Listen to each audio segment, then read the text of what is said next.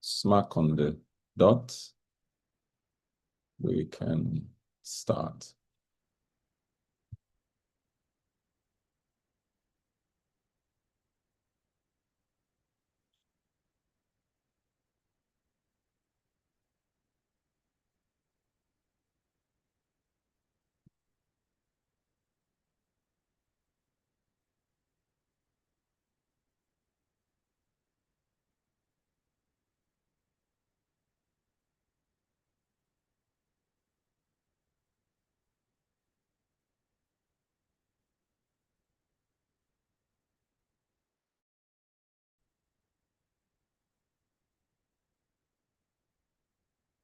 Okay, preparing to live stream.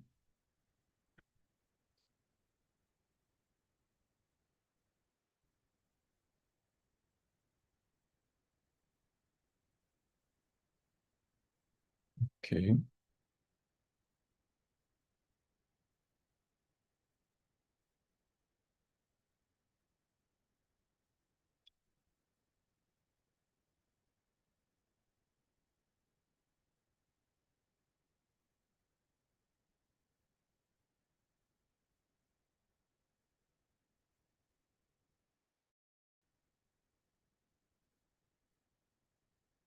Okay. All right. I think we're live now.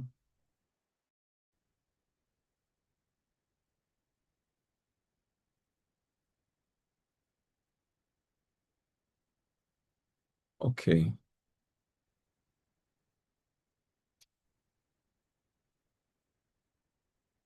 Right. Okay, Temitope, are you there? Yes, sir. Yeah. Right.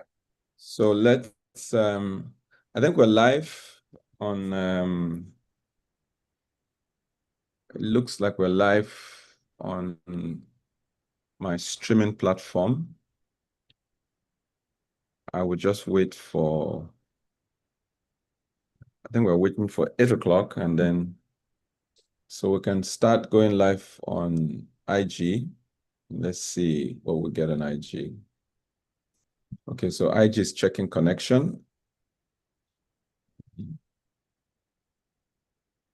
All right, so it's telling my friends that I'm up. So please, if you can join my live stream on Instagram.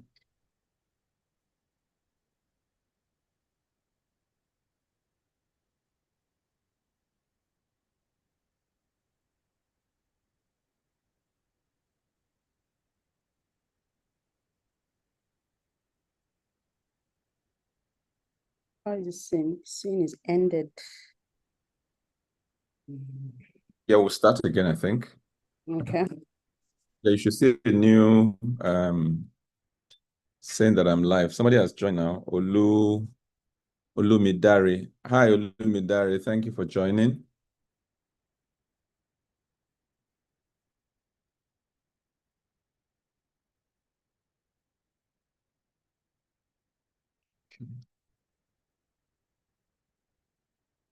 Okay, let's see who else is joining us.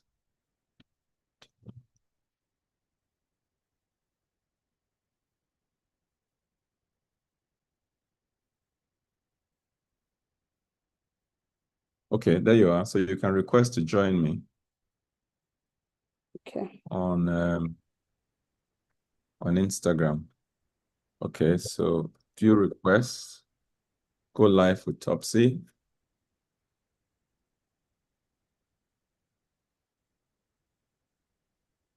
Okay.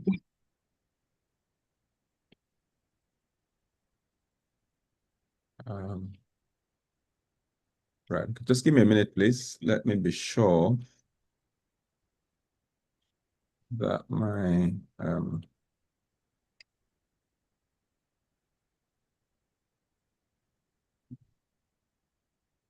streaming platform.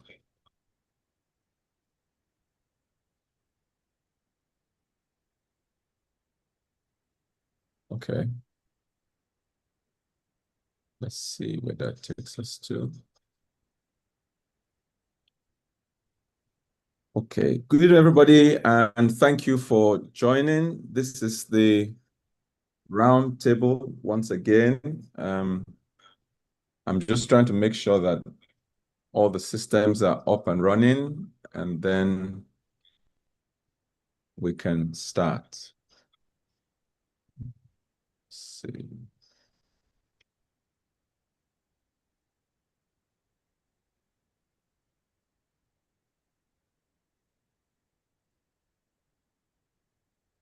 Okay. Let's see. Right. Okay. Very good. We're live on YouTube, so we're good to go. Right. Maybe we'll just give it a minute or two. Get people to join. Right. Okay. Get a few more people to join. Start it off here. All right. But I mean, I'm happy we are. Welcome, everybody. Thank you so much for joining us. I'm grateful. Got quite a number of you on Zoom already. Right. So this is the roundtable with Noruwa Edokpolo. And this is that program where we have those, I call them interesting conversations. Yeah. Where we have those interesting conversations where we speak truth, where we discuss issues that, you know, some people may not want to talk about, but is with us, particularly what we're talking about tonight. We're talking about what the hell has happened to intimacy in marriage. And let me say this up front. I was very deliberate. You know, my son said to me, he said, Daddy, why are you using what the hell? And so I said,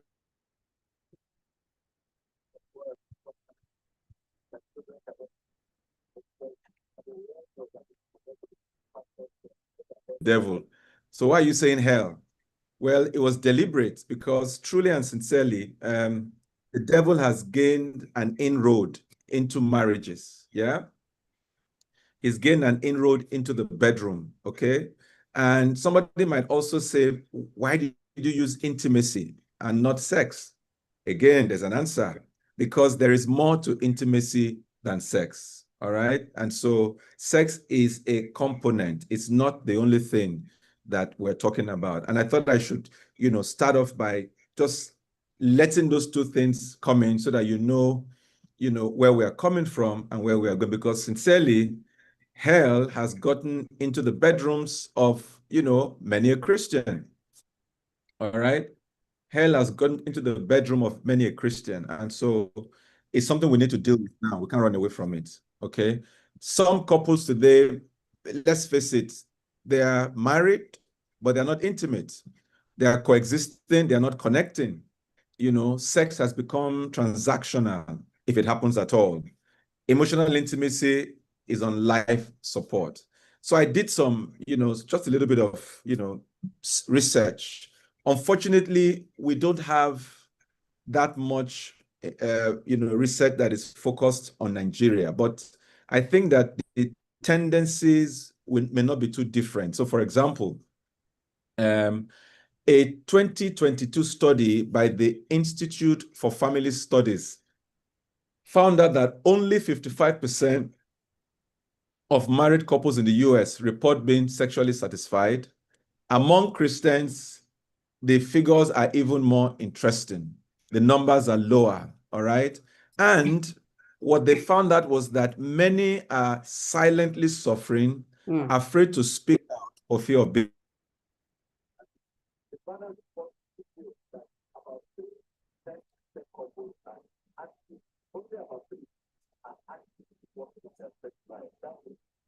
And either tolerating mediocrity or they pretend that all is well.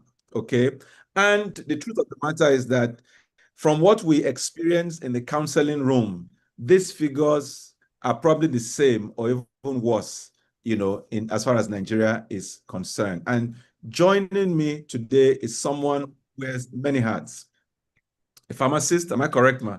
Yes, a pharmacist, to a CEO, an author, a wife, a passionate relationship advocate, Temitope Akinyemi, over 21 years marriage experience, and she has a heart for helping couples grow and thrive. Temitope doesn't just talk about love and intimacy, she lives it. So, ladies and gentlemen, join me to welcome Temitope to the roundtable. Tope, thank you so much for this, Thank you agreement. so much. So It's my let's, pleasure to when be we here talk, tonight. thank you, about intimacy, most people think sex, but it's more than that, isn't Mm. it? Oh, absolutely. Mm, Absolutely. And I mm, usually like to say that sex is a mirror that reflects other things. mm, Um, when everything else is good, then sex can actually be a connection. Sex can be lovemaking. Sex mm, can be deep, you know. But these days you see people use sex for different things. People approach it sometimes as a chore, sometimes they mm. use it as bargaining chip, especially amongst Christians. And it's really a lot. Like, yeah, you feel that maybe your spouse is not going to go out, but he has done something bad and he needs to pay for it. And so I have this thing, this bargaining chip in my hand. If you don't do this for me, I know where I'm going to wait for you, that kind of thing. Yes. So of course, Mm, sex is a reflection. It's like a mirror, that gives us mm, an idea of what is happening to mm, the relationship emotionally, mhm, intellectually, and in several other ways, really spiritually and in mhm. other ways. So Yeah. intimacy is much, much, much deeper than sex. Sex is just the proof. It's like the acid test that shows you, hey, there's something wrong. Mm. There's a lot of things happening, at the back end. Yeah. Yeah, there are dimensions, like you said, emotional, the sexual, the spiritual, the intellectual, the Mm. experiential. So intimacy is much more than, just love making. It's bigger than that. All right. Yes, sir. But sometimes what you notice is that when intimacy begins to fade in either of these dimensions, maybe they stop talking together, maybe they start slipping apart, maybe parenting becomes the only bond that they have, Mm. So I mean, what has been your experience, particularly from your counseling work with couples, as to what are those things that are signs that intimacy may not be where it's supposed to be? Mm. Okay, I'd like to speak to something I've personally called silent killers of intimacy. Mm, That's what I've chosen to mm, call. And the thing about those silent killers is the fact that they are legitimate things.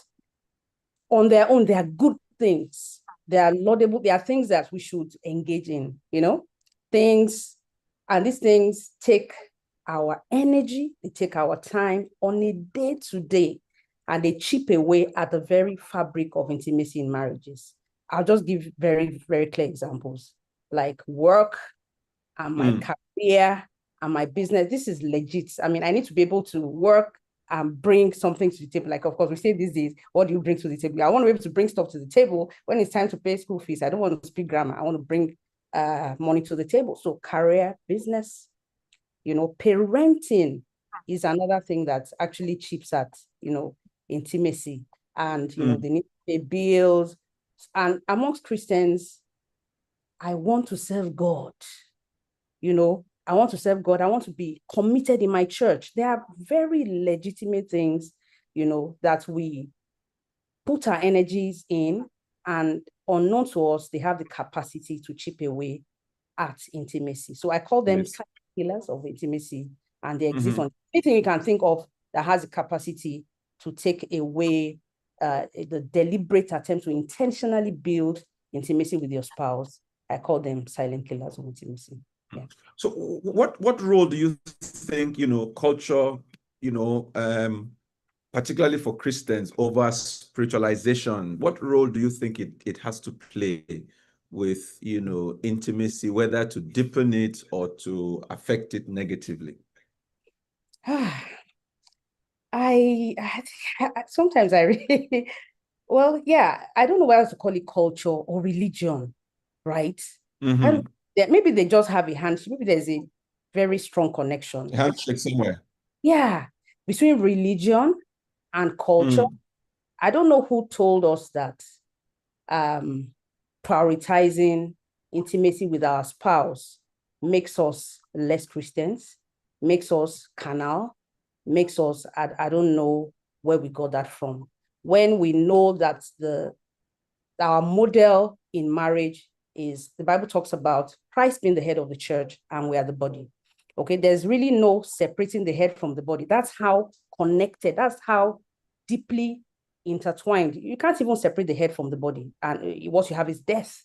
That's how strong God expects that the institution of marriage ought to be. So there's no option. It's not really optional that I will not build intimacy if I really want to have what I call marriage in the context of what God designed that it should be. So when we say those things, or when we say those kind of things, it betrays our understanding of what God intended that marriage should be. So I don't know what to call it, culture, religion, because sometimes I just ask, are you reading your Bible? As in, can you, it's in the Bible, right? Well, sometimes we are in the church every time, but you don't understand what God means when he talks about marriage and the intention of God for what he wants to do through the home and the family system. Is so powerful. It's so small a unit, but it's so powerful and eternal in its reach. And really, people understand that they know that it's something worth investing time and energy in. Yeah. Thank you. What I'm seeing more and more of is that Christians are becoming very good actors and actresses. Absolutely. All right. I mean, we put up the right, pretenses, say all the right things out there, but the story is different back home. All right. And then I don't know if you are following it recently on Facebook, on Instagram, I mean, almost every couple is, on social media, and it's all about sex and how wonderful it is. And I'm wondering, are these guys in the real world that I see, the people I see in my counseling room, are they the same people I'm seeing online, with all these posturings and et cetera, et cetera? So I mean, what's happening to us? Why are we, it's almost like, why is fake becoming real? Why is everybody pretending as if it's rosy when it's not? Well, I think we can't put aside the fact that people's desire and need for approval, or I can't, there's this word that we use like a lot. You want people to trend, to be you just want people to say that, yeah, you are there. So, you don't want people to say anything that is not. You just want to appear like, so you want approval from people. And I think it's really like, let me give an example. This book, validation, Osage, thank you. Validation. Give me the word. Thank you. Right. Yeah, people are seeking validation, and so they will go lengths, to get the likes, to get trends, to get everything, such that people will say that all is well with them. Now, this book, we wrote this book, myself and my husband, along with 22 other couples. The book is titled Stay Happily Married. Our plan was to release the book on our 20th wedding anniversary. And we planned that, okay, since it was our 20th wedding anniversary, we would engage with 20 couples, right? And we had a plethora of topics. We had about 21 different topics. We had 4 questions per topic, meaning that we had 84 questions, right? Now, I'm going somewhere with what I'm saying. We had 84 questions, and we gave these couples, we contacted about 30 couples, right? And we told them they could pick any 10 of those areas, to answer questions on. Believe it or not, less than, eventually, apart from the fact that, of course, people didn't respond on time, people are busy and all of that, we eventually released the book after we clocked 21. But where I'm going is this: people, about less than 5 of the 22 couples that eventually featured in the book touched the topic of sex. Less than 10. I shouldn't be talking about this because it's a book that is out and I want to sell it. But I'm just letting you know that there's real problem out there, right? Less than 10 people touched on things that have to do with communication, right? So this means that the challenge and the issue around communication around sex and intimacy is a real issue, and people would rather move away from it, and or pretend. For those that have the mind, they'll pretend and just portray that all is well with them. Yeah.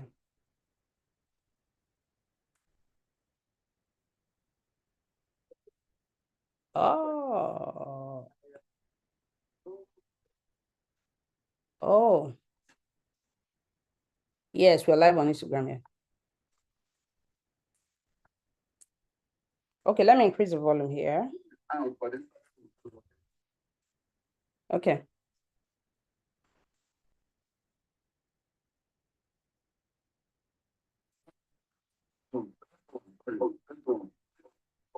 Okay, let me just reduce the volume here. Sorry, everybody. My Zoom link went off for a moment, but we're back now. Thank you so much for hanging in there. Yes, Okay. so go ahead. Yes. So yeah, I was just saying that people just have this desire for validation. But as much as people have that, there are a lot of people who are really quiet about the topic of sex and intimacy because all is not well. They would rather not go there. They need help, but they don't know what to do to get help. Yeah. Okay, so if you're just joining us, this is the Roundtable with Noruwa Edokpolo. Today we're talking about, our topic is what the hell has happened to intimacy in marriage. My guest is Temitope Akinyemi. Remember to share, to like, and to subscribe. Please press your notification button so every time we come up on YouTube, you can follow us. On YouTube, at the Roundtable with Noruwa. On Facebook, the Roundtable with Noruwa.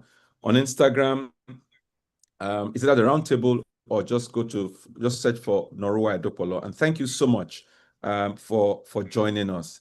Yeah, so we're talking about before, I was talking about the fact that there is so much talk about, intimacy on social media, yet in reality, people are disconnected. All right. What is driving this? Is there a performance culture? Are people just trying to, pretend, or are they finding fulfillment apart from their spouses? What do you think? Well, yeah, I think I think I had to grow up to realize that I used to think that people will tell the truth. I don't know where I got that from. But when I started relating with people, I co-pastor with my husband as well. So we meet with people. I discovered that people say one thing and then they do something else. I just realized that in the past couple of years. So yeah, unfortunately, even amongst Christians, there's a lot of two-facing. I'm actually this way at home, but I'm that way elsewhere. Unfortunately, we have a lot of that. And yes, sometimes people just want to appear to seek validation outside of their spouse or for themselves. And if something is not working, if I find something else that is working, that is giving me the props, why not? I mean, I could just leverage on that. And so let's allow our people online to join us. So if you're just joining us, if you have a question, you have a comment, people on YouTube, I always say that those on YouTube have they're live in the studio, if you like. So if you have a question, you have a comment, you have a just please go ahead. We'll give a few minutes for folks on YouTube, on Zoom, on YouTube, and on Facebook. So please, if you're on Facebook, can you say hi so I know you are there? Sam, are you still there? Akinuli Dayo. I know Pastor Catch is on YouTube. Yes, if you're on YouTube, if you're on Zoom, if you have a question, this is the time to ask. I was talking to a dear friend, a daughter in the Lord. She's based somewhere in Europe. Okay. Oh, hi. Hello, ma. Thank you. Okay. That means Facebook is live. Thank you, ma. Sister Shay. And she was talking to me that sometimes the problem that people have in their marriages are from the past, how they grew up, how intimacy was defined for them, and so they bring that into the marriage. I remember many, many years ago, we had a neighbor, And this guy was all over the place. So when the wife gets angry, he will say to the wife, you should even be happy that I don't bring them to the house. My father used to bring them to the house, and my mom will vacate the bedroom for them. You know what I mean? So, and I'm going out. You shouldn't be making noise. Of course, that marriage did not stand the test of time. It failed after a while. So, do you think that sometimes the carryover from the past affects people even now? Well, I wouldn't say sometimes. I would say most times. Yeah. In fact, I would say that is the default. The default is that we come into marriage with our baggages. However, I mean, and that's why I'm very, very particular about, especially amongst Christians, I'm so particular all the more about discipleship, right? About discipleship, because it makes all the difference. It brings everything that we're hearing in church, everything we're reading in the Bible, it brings it to life. And that is to say that, for people who actually come into Christ and want to start a journey, there needs to be a system or somebody that they're accountable to that helps them on that journey to translate what they're reading in the Bible to real life, so that one by one, they can begin to drop the weight and the sin that easily besets them.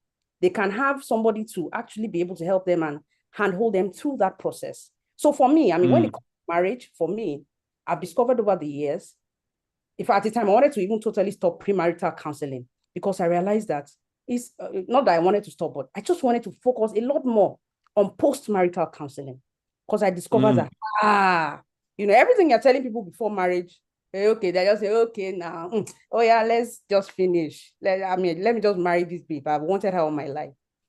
And really hearing what you were telling them. Then when they get into marriage, that is when rubber meets the road. That's when really what they actually need to know, they can begin to actually practically see those things, come to life. So most times the default is that people carry the baggage from wherever.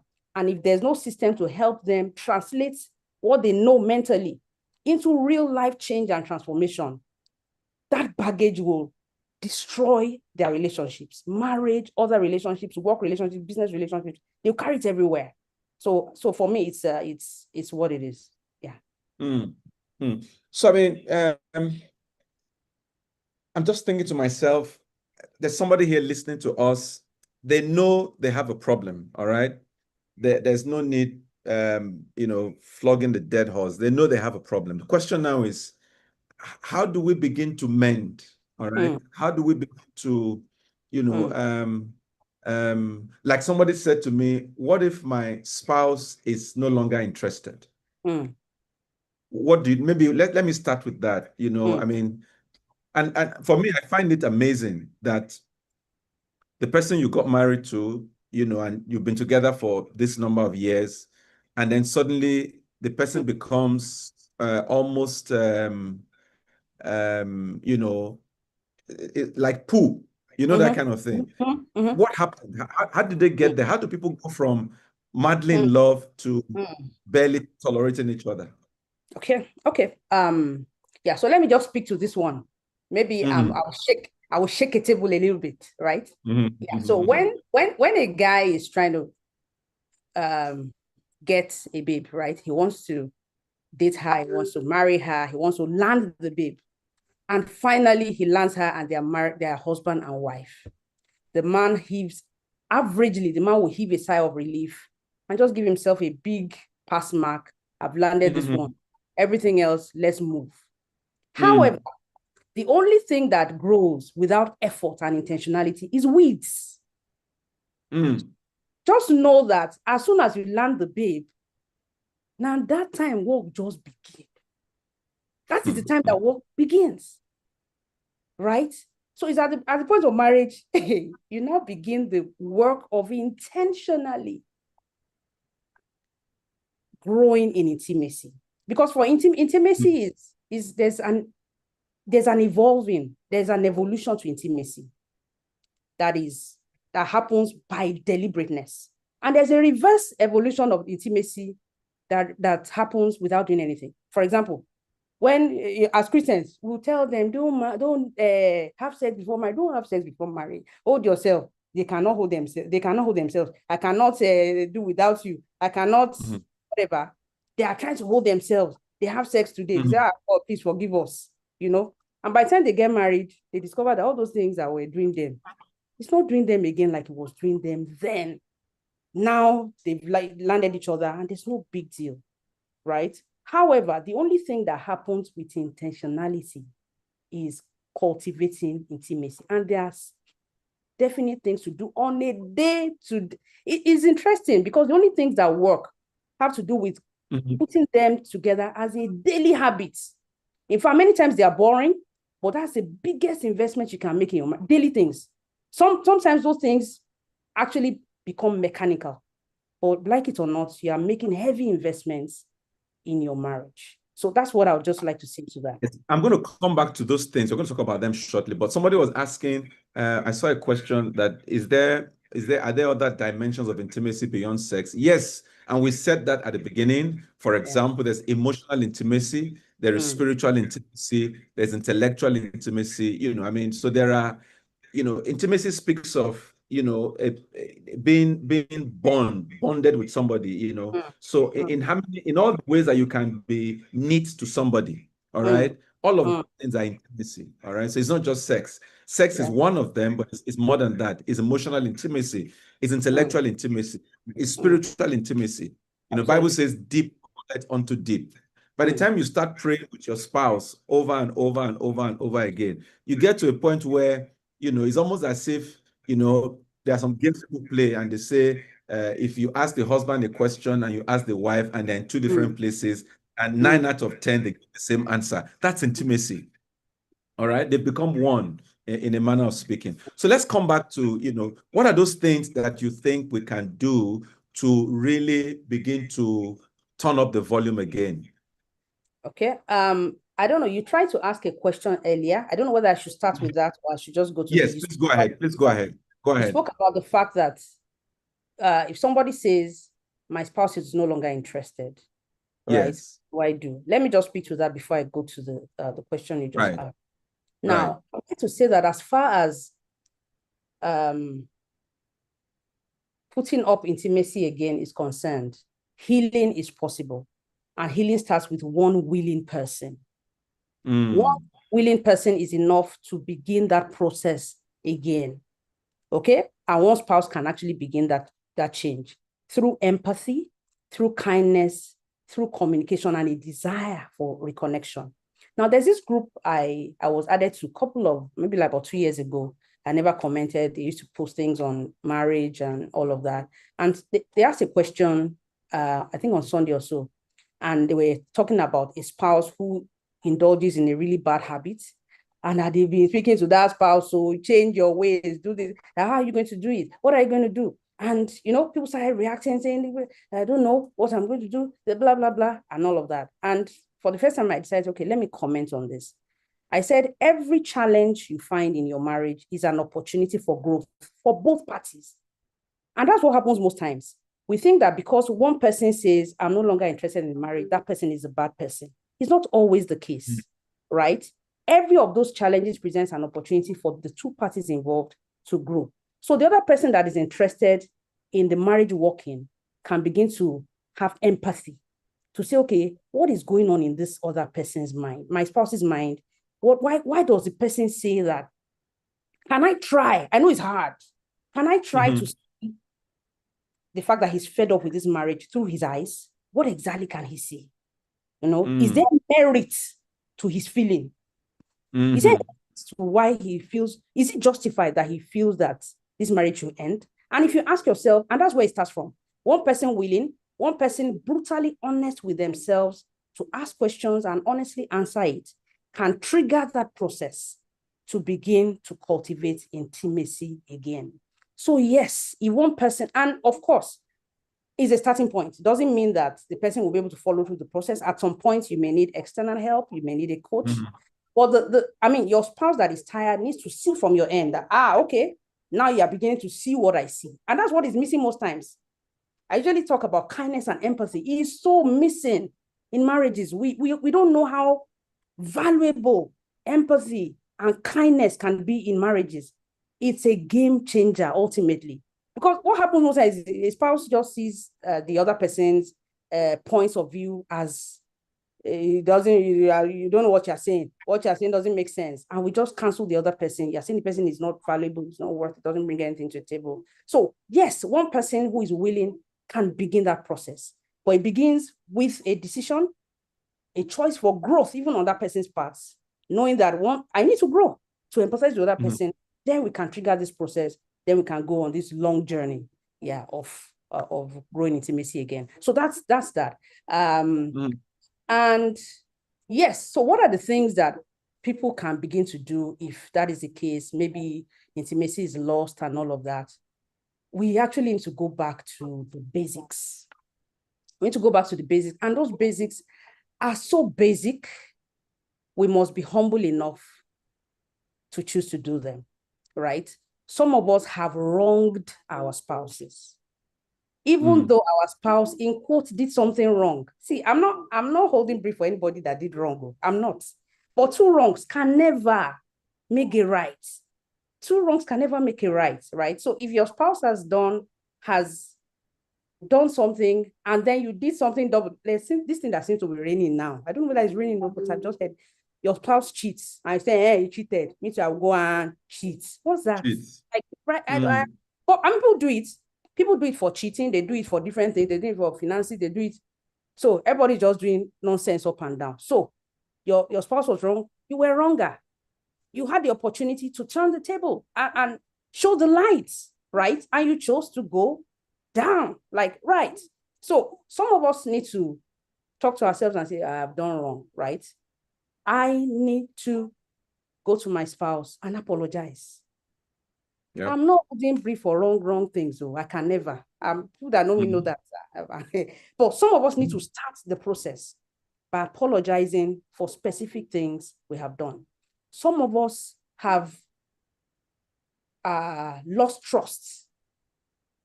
Our spouses we have broken the trust of our spouses. Some of us have broken, and we're using bragado to be as if a person will forget it. It doesn't work that way. Right? So there are some very basic things. We need to come down, come back, and say, okay, and then we'll start. And it's not going to be in a day, in a year. Some of us it will take some time. So some of those very small things we may need, because I don't want to talk about things we can begin to do without dealing with the foundation. Some of us need to right the wrongs. We need to apologize. We need to, I remember in the early years when we were married, we told ourselves, oh, we'll not go to bed without solving any issue. There were times we'll sleep at 3 a.m., 4 a.m. trying to resolve issues, right? These days, I just wonder, I thank God that we had those days. We built the foundation way back then, yeah. But some of us, we're not fortunate to do that. When you wake up, is your morning. If in year 11 or 12, you're still struggling with those things, yeah, that's when your morning is. You start again and say, okay, let's start and build properly. People can be counting years. We are the ones that know what our challenges cannot be looking outside. We know what our problem. Let us start from the beginning. So we begin that process. We need to apologize. We need to get help and all of that and start that process. So that's about that. Thank you. There are two questions here. I'll take the first one. I'll allow you to take the second one. It says, how do you keep the flame if you're in a long distance relationship due to work? I would like to know how intimacy can be achieved when you are not physically present with your spouse. Thankfully, we have established that there is more to intimacy than sex. The only thing that is affected by distance is sex. Every other dimension of intimacy can be sustained over any distance.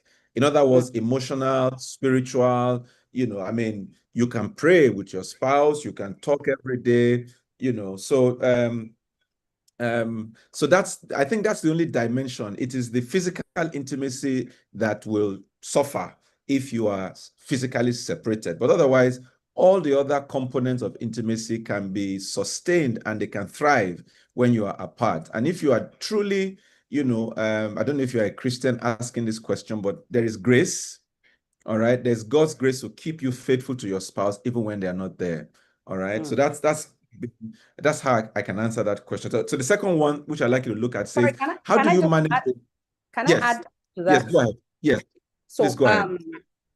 I would just like to add a layer, sir, to the answer you just gave.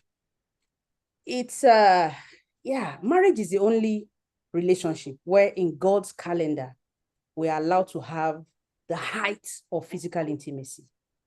Right? And I connect with the person that asked that question.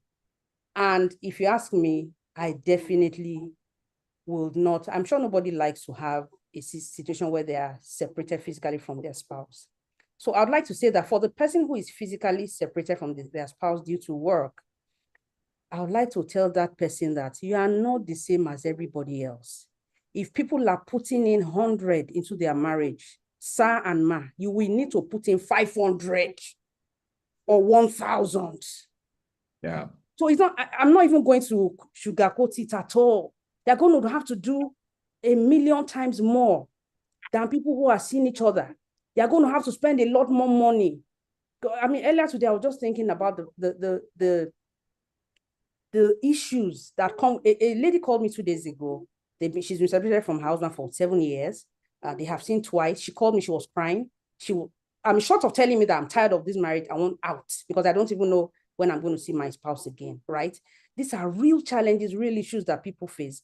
So if you're separated physically from your spouse, you're going to have to do a lot more. You need to have to spend a lot more money ensuring that you are physically together as often as possible. So sometimes at the end of the day, you may need to check that money that you are making, you may need to invest it back in your marriage. And you may not see the effect in the immediate, but on the long term, the peace of mind, the old age, joy and bliss that you will enjoy, money cannot buy it. So if you saw a good job or good business abroad or outside of your location that is paying you good money, just know in your mind that half of that money will go back, should go back.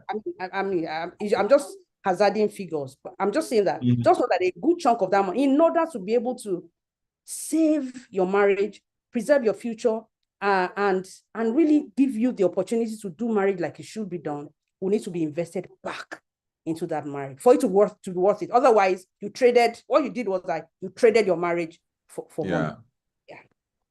Well said. Well said. Thank you very much. So now the question says, how do you manage a lady who has given a criteria that her husband must embrace her parents, go and play son for them, and always look after them? If not so, no affection, sex denial, and all.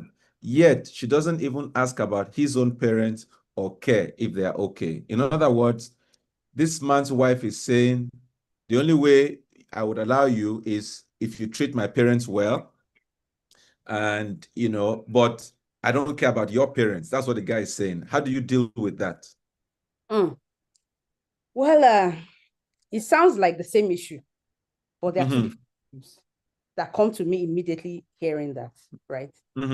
Person has an unhealthy, or person doesn't understand what marriage is and the role that sex plays in marriage. So the person needs help in understanding. And now to use sex as a weapon, and to say, oh, my parents, blah, blah, is another issue entirely. So what I would say is that they need to get into rounds of communication and not lump all the issues together. That's what I can see. If they lump all the issues together, one person will say, so my parents is the reason why you say you are disrespecting. Let's not lump the issue. This time, for the next 3 months, let's try and see whether we can address this using sex as whatever. We need to take the issues one after the other and not lump them together. Or otherwise, there will be no resolution of the issue. So, that's the immediate way I would address it. In fact, I would also want to add that I think 2 or 3 episodes ago, we spoke about the 4 pillars of a happy home. And we said money, faith, sex, and communication. All right. Okay. So clearly, communication is not smooth in that relationship. So one would hope that the husband and wife could sit down together and agree on what their priorities are. Agree on how do we treat our in-laws? How do I treat your parents? How do you treat my parents? You know what I mean? Rather than one rule for my parents, another rule for your parents, you know. Mm. But again, what I find is that not many couples can have this sort of conversation by Absolutely. themselves. Absolutely. Is You know, and yeah. you wonder you now wonder what were people doing when they were courting? Sometimes I just go back, like, yeah, true. Because during courtship, you have an opportunity to meet my sister, my mother, my this thing, and we have opportunities to actually discuss, you know. Yeah. So I think what Somebody says, yeah, on YouTube, it says someone said there's more sex outside of the institution of marriage than there is in marriage proper. There's a book I like to recommend. It's an old book, but as true as it can be. Walter Trubbish. I think that's the name of the author, Walter Trubbish. Walter is Walter. Trubbish is Trobish. Walter Trubbish. I think the book is titled I Married You or something along those lines. All right. He okay. defines when the Bible says, therefore shall a man leave his father and his mother and shall be joined to his wife, and the two of them shall be one. You see, when we talk sex here, we're not talking about what animals do to each other. All right. This is deeper. All right. This is spiritual. So whatever you do outside of marriage, forgive my choice of words, is almost like what animals are doing. All right. And that's not what we're talking about. Anybody who is putting that ahead of the sex within the confines of marriage doesn't understand the spiritual dimension of sex. All right. So what I would say to you is that say to that person, there is a spiritual dimension of sex that you can only experience when you do it within the confines of marriage. All right. As opposed to what any living thing can do outside of marriage. Okay. That's why a dog has no connection. You know what I mean? Yes. So there's a world of difference. You know, you can't compare them. What people do outside of marriage, you know, is not what we're talking about here. It's about this is sex within the confines of marriage, if you like, signed, sealed, and approved by God. You know, so tell that person that we're not talking about the same things at all. Okay. So I would like to add something very quickly, sir, to what you just please go ahead. Yeah, and I think you even spoke to it at the beginning to say that Christians are not informed. And we discovered that, and we began something when we started counseling couples. When we counsel couples, there's a book that we give them. We give them on their wedding day. That book is a book on sex. It was done by Christians. It has pictures. It has it educates people, married couples, on what to do as far as sex is concerned. After that, we began to pay a lot more attention to the topic of sex in marriage. And today we have a small library of books only for sex. I didn't even know that this sex matter is a very, very big. So, I mean, looking at it, and now no wonder people must be grossly ignorant, right? So there's a lot of ignorance as far as sex is concerned, even amongst Christians. And of course, people come back when we give them those books and say, that book was very, very valuable. We just openly like this. We're just practicing this and that, you know, and all that. But I mean, there's education that people can have. And, you know, marriage can actually have beautiful intimacy, beautiful sex, and they can actually grow in it intentionally, right? What's your take on scheduled sex? In other words, every... I think it's gone off. I can't hear. But I think I heard you ask about scheduled sex. Right. So I think, of course, I've spoken with different couples, and I discovered that shooting down the idea of scheduled sex is just deceiving oneself. Because for some couples, it's scheduled sex that will work for them. For some, they can hazard, they have an idea of this, and they can just flow and all of that. So definitely, I don't have anything against scheduled sex, especially, and what happens most times when people have scheduled sex is the fact that one person has very high libido, and the other person, if you don't even come near the person, if you don't even mention the topic, we have moved. Good night, good night, good night. Sorry, my son. Yeah, so if you don't even mention the topic, they won't even, So, and when you have that kind of wide, when the disparity is so wide, we've had to step in most cases, and we discover that what is actually best is to schedule sex. And that way, the person who was not thinking about it can prepare himself or herself, and they can actually work it out. So I don't have any, from experience, I've discovered it can work for some people, sure. Yeah. So it not depends on what works, for Yes, you, yes. whether and that's where communication comes in. That's where it comes. And Christians sometimes they use that one to still be deceiving themselves. Yeah, but scheduling sex is mechanical. It does not flow from within. They'll be speaking it in a spiritual manner. Meanwhile, this and that, they are denying each other. One person is sad, one person is not. Let's not do that. What will work for us, let us do what will work for us. We are not couple A, we are couple Z. Let's do what works. So communication will craft our own how to make our own marriage more intimate and do what works for us. And also, it's important that we are friends, all right? You have to be friendly with your spouse. Your spouse has to be your friend. It's pretty much, it is easier to be intimate with somebody that you have genuine affection for, all right? So, being friends, I think is also something that we should really, really, think about. Are we friends? Are we on the same page? All right, so let's allow the people again. If you have questions, if you have comments, I see some old friends on YouTube. I see some people on Instagram. I see some people on Facebook. Facebook, can you please just say hi so I know you are still there? If you're on Facebook, please say hi so I know you are still there. So another thing that I've had people talk about. Thank God you are a pharmacist. On more than one occasion, I've had people actually I have an example of a lady. The husband is abroad. She's a Christian lady, and she just kept falling sick and falling sick and falling sick. So she went to the hospital. After running all manner of tests, the doctor asked her and said, "Madam, where is your husband?"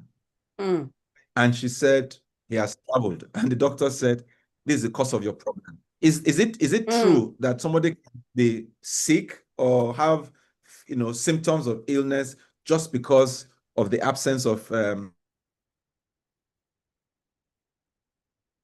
Yes, it's very, very possible. I don't want to use possible. There's a stronger word than possible. I'll use that because there are hormones that are released when a person is aroused. There are feel-good hormones. There are so many things that happen when couples come together and have sex.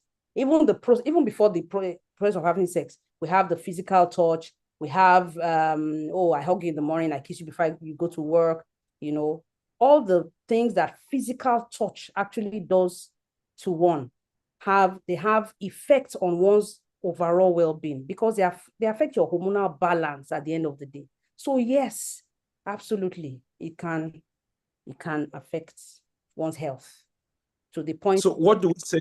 Yeah, what do we say to singles, widows, widowers, etc., etc.?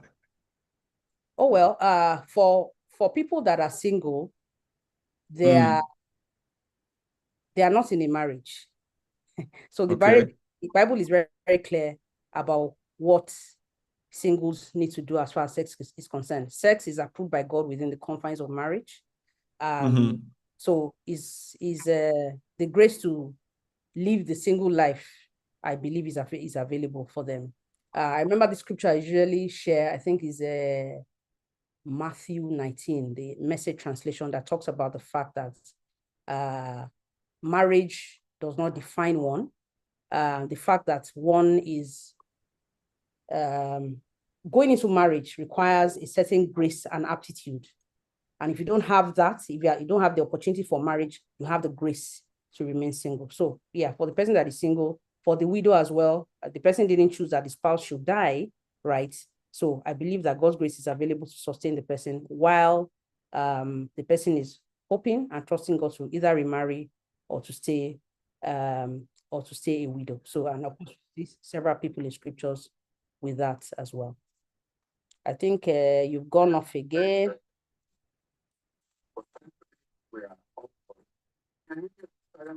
Yes, I can hear you on Instagram now.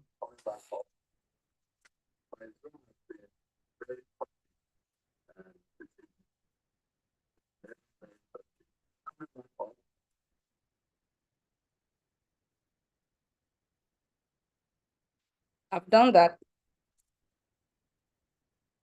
Yeah. Okay. Very good. Now we're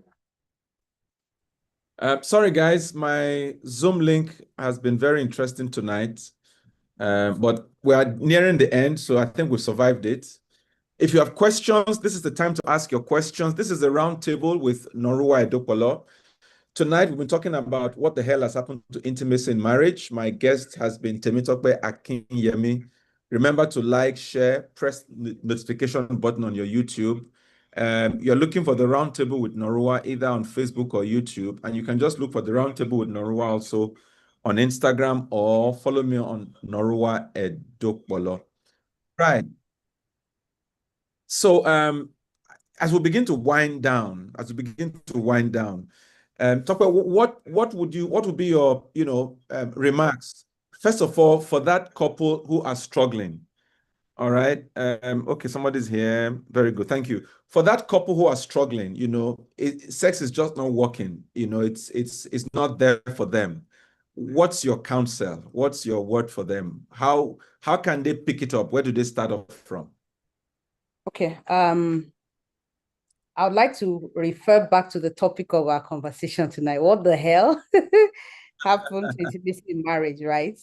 And a picture came to mind along the line as we're talking. And, someone once shared that every day the devil is going around looking for accommodation. And I want you to take as a graphic description, right? The devil is going around looking for an accommodation. And the devil till date has not ceased to have space to sleep because couples, by reason of their rifts, their decision to, I'm angry with you, move to the guest room, all those kind of things, always give the devil space to sleep in their marriage. Okay, so, I mean, what the hell happened to intimacy in marriage? For me, the graphic picture of saying we literally, by reason of our decisions or indecision sometimes, we literally give hell and the devil space, to have an accommodation within our home. And if this graphic picture comes to your mind, then you can actually see that there's a lot more damage happening within the marriage than we think. So how do we begin to pick things up from the ground up? Number one is to take responsibility. Take responsibility for where your marriage is at today, right? Okay, the marriage is not working, sex is not working. Okay, let's agree. Let me accept the fact that this is where we are at. Let me accept the fact that I have contributed to where we are at today. I'm not going to point fingers at my spouse. I'm going to take personal responsibility for my part in this marriage, having not worked till date. And that way, when I accept that, I begin to move from 0% or negative. I move to 20. I move to 30. Then I can have the clarity of mind. I can do away with resentment and bitterness and become a bit more open to start communicating with my spouse. My brothers and sisters, it's a slow process, but it's a sure process. Yeah. The thing is that people don't want you to be pointing at them, speaking at them, no matter what, right? So if one person decides to play the bigger person, okay, and decides to do this way, slowly but surely, you can actually begin to go on that path of recovery, the path of intimacy. And along the line, you may need somebody to step in, to help you, navigate it to the place where you really desire that it should be. But taking responsibility, not pointing fingers, will save many more marriages than people think. Okay? It takes two. It always takes two. Always. Thank you so much, Tope. And I like that fact of somebody, choosing to, somebody has to bail the cat in the relationship. Somebody has to look beyond.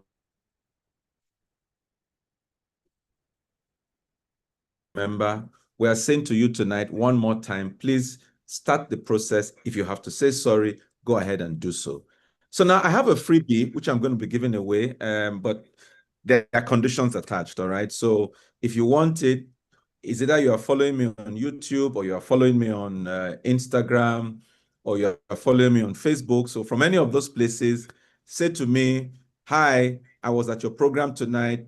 This is what I learned from it. And I would send you a free download, 5 questions every couple should ask each other this weekend. All right. I have a little gift, 5 questions every couple should ask each other this weekend. If you want it, connect to me either via YouTube or Facebook or Instagram and just say, hi, I was at tonight's podcast and these are my thoughts. Can I have the 5 questions every couple should ask each other this weekend? And then I'll send it to you. And as we begin to wind down, I just want to say that don't let tonight be just another podcast.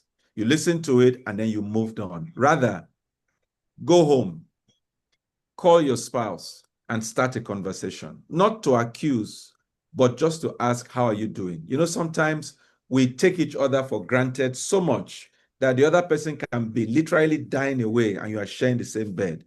So tonight you want to say to your spouse, how are you doing? All right. It's a journey. We can fix it. God can help us. All right. And I want to encourage you that invest in your relationship. All right. And even if you think the bedroom is dead, I can assure you it's not. Not with God on your side. All right. God has the ability to restore whatever it is that our tenants that we didn't ask for. All right. Thank you. All right. We'll have 2 minutes. Does anybody have a final question to ask or a comment to make?